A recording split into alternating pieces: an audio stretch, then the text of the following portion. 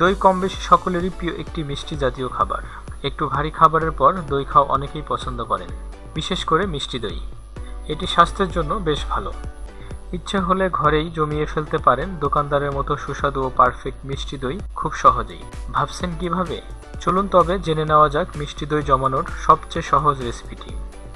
উপকরণ: দুধ 1 litre, 1 cup পানি, চিনি 200 গ্রাম, দইয়ের বীজ 2 টেবিল চামচ ও একটি মাটির পাত্র। দইয়ের বীজ তৈরি পদ্ধতি: দইয়ের বীজ দুভাবে তৈরি করে নেওয়া যায়। 1. আগের দই থেকে 2 টেবিল চামচ সরিয়ে রাখুন। 2. 1 কাপ দুধে 1 কাপ পরিমাণে গুঁড়ো দুধ দিয়ে ভালো করে জাল দিয়ে খিরসা তৈরি করে নিন। এটি দইয়ের বীজ হিসেবে কাজ করবে। দই জমানোর পদ্ধতি: একটি পাত্রে দুধ নিয়ে এতে 1 কাপ পানি মিশিয়ে মাঝারি আঁচে জাল দিতে থাকুন।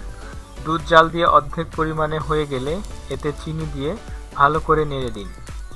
দুধ আরও ঘন হয়ে এলে চুলা থেকে নামিয়ে কিছুক্ষণ ঠান্ডা হতে দিন। আঙুল ডুবিয়ে দেখুন গরম সহ্য হয় কিনা। এই ধরনের গরম থাকতে দুধে দইয়ের বীজ দিয়ে ভালো করে নেড়ে মিশিয়ে নিন। এরপর মাটির পাত্রে ঢেলে ভারী মোটা কাপড় বা চটের কিছু দিয়ে ঢেকে অন্ধকার ও ঠান্ডা জায়গায় রেখে দিন 6 থেকে 7 ঘন্টা।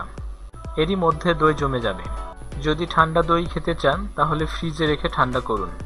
এরপর ফ্রিজ থেকে বের করে পরিবেশন করুন দোকানদারের মতোই সুস্বাদু ঘরে জমানো পারফেক্ট মিষ্টি দই। ধন্যবাদ সাথে থাকার জন্য।